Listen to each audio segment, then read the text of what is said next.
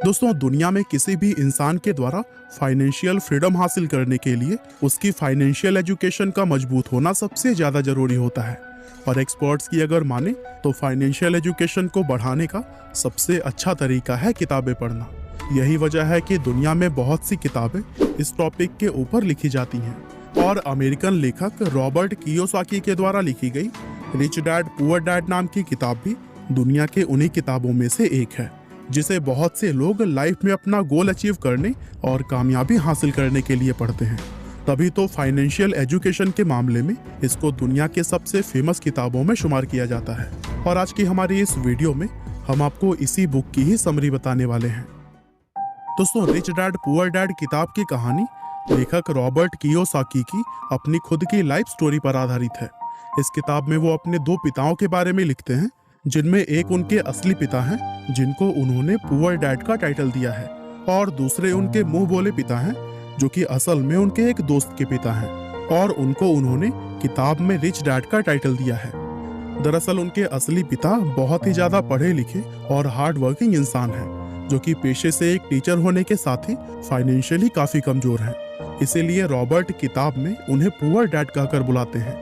वहीं दूसरी तरफ उनके मुंह बोले पिता सिर्फ 8वीं क्लास तक पढ़े हैं, लेकिन फाइनेंशियल एजुकेशन स्ट्रांग होने की वजह से वो अपने शहर के सबसे बड़े और सबसे अमीर बिजनेसमैन में शुमार किए जाते हैं।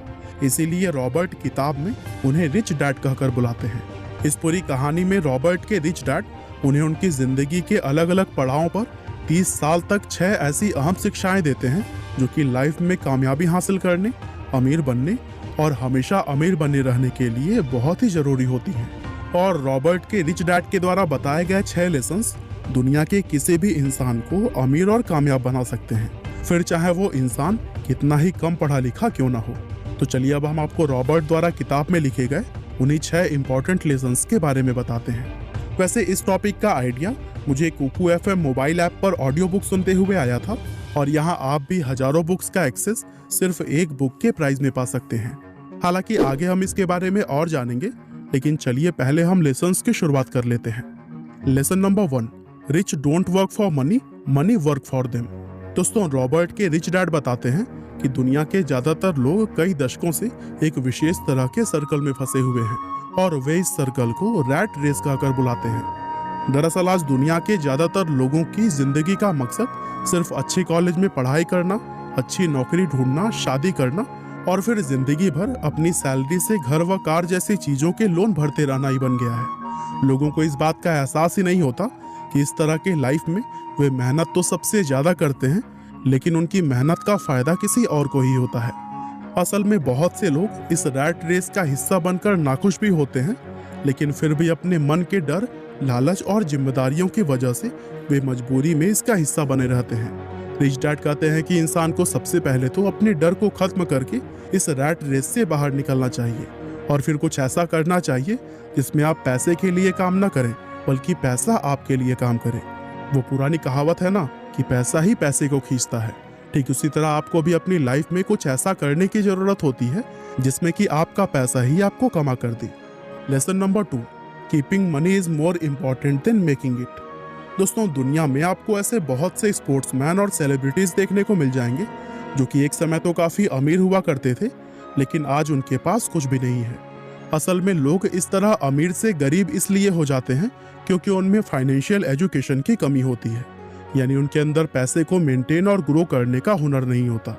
रिच डैड इस फाइनेंशियल इलिटरेसी का एग्जाम्पल देते हुए कहते हैं कि पूरी दुनिया में घर एक एसेट्स माना जाता है, जबकि उनके अनुसार घर कोई एसेट्स नहीं बल्कि एक लाइबिलिटी होता है, क्योंकि एसेट्स तो वो होता है जो आपके पैसे को समय के साथ साथ और भी ज्यादा बढ़ा देता है, जबकि घर के मामले में आपको कई साल तक उसकी EMI और लोन चुकानी पड़ती है, जिसके चलते आपकी जेब में पैसा आता नहीं बल्कि सिर्फ जाता है।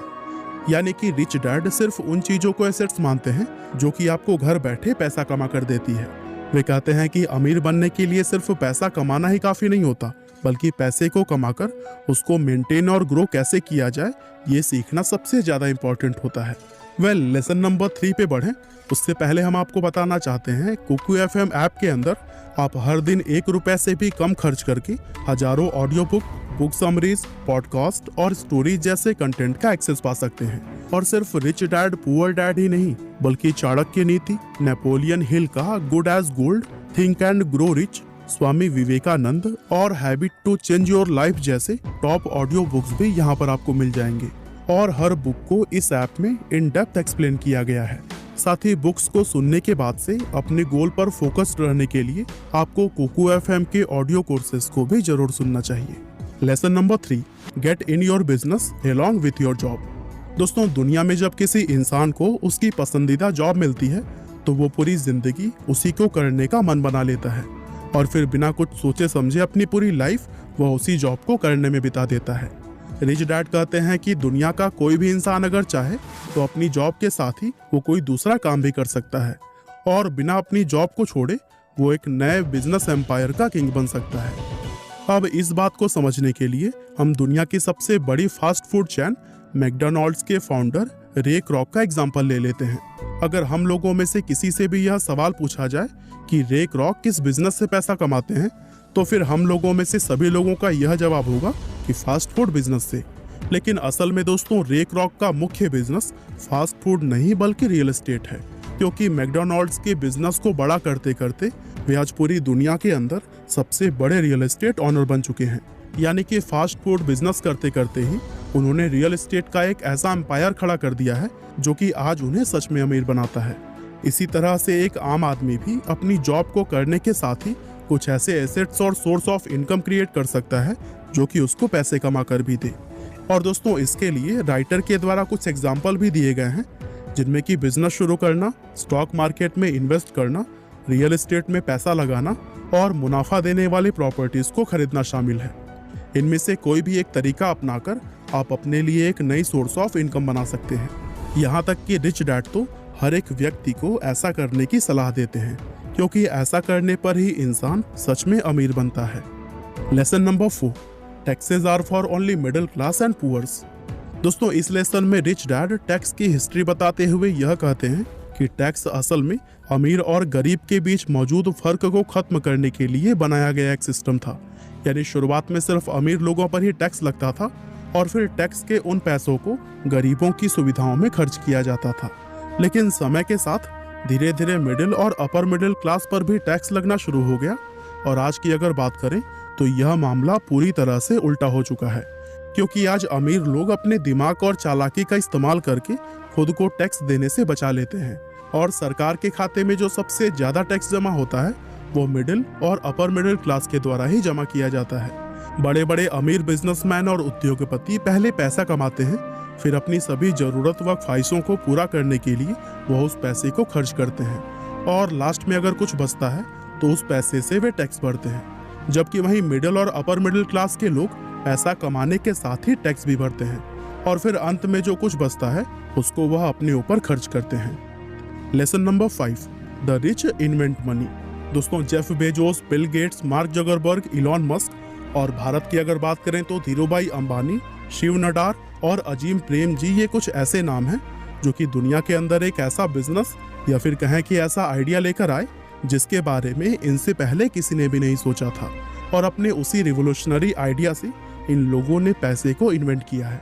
इससे पहले कि मार्केट में मौजूद किसी भी अवसर को कोई और व्यक्ति ढूंढ पाता, इन लोगों ने उस अवसर को खोजा और उस पर तुरंत ही एक्शन लिया। इसीलिए कहा जाता है कि इन लोगों ने पैसा कमाया नहीं बल्कि उसको इन्वेंट किया, क्योंकि ये दुनिया में उन चीजों को लेकर आए जो कि यहाँ पहले से मौजूद नहीं थी। इसी तरह आपको भी सिर्फ पैसा कमाने के बारे में नहीं बल्कि पैसे को इन्वेंट करने के बारे में भी सोचना चाहिए। Lesson number 6, rich learns all the time and know how to sell their ideas. दोस्तों, अमेरिका में न जाने कितने ऐसे लोग मौजूद हैं जो कि मैकडॉनल्ड्स के ही प्राइस में उससे कहीं ज्यादा बेहतर बर्गर बनाकर बेचते हैं, लेकिन अपने किसी प्रोडक्ट या आइडिया को बड़े स्तर पर किस तरह से बेचा जाता है इसकी समझ हर एक इंसान को नहीं होती। तभी तो वो मैकडॉनल्ड्स से अच्छा बर्गर बनाने के बावजूद भी उसको सिर्फ एक लिमिटेड एरिया या फिर लिमिटेड क्वांटिटीज में ही बेच पाते हैं, जबकि मैकडॉनल्ड्स पूरी दुनिया के अंदर बिना किसी लिमिट के अपने बर्गर बेचता है। असल में इस लास्ट लेसन के जरिए राइटर हमें यह समझाते हैं कि अमीर इंसान कभी भी नई चीजों और नए स्किल्स को सीखना बंद नहीं करता है और इसी आदत की वजह से ही उसको हमेशा यह पता होता है कि अपने प्रोडक्ट या अपने आइडिया को दुनिया में बड़े लेवल पर किस तरह से बेचा जाता है। और दोस्तों, बिजी रहते हुए आप भी बहुत कुछ सीख सकते हैं कुकू FM ऐप के जरिए, जो कि डेफिनेटली आपके नॉलेज को कई गुना बढ़ा देगा। हमारी आज की इस वीडियो में बस इतना ही था। यह वीडियो आपको कैसी लगी हमें कमेंट करके ज़रूर बताइएगा। आपका बहुमूल्य समय देने के लिए बहुत बहुत धन्यवाद।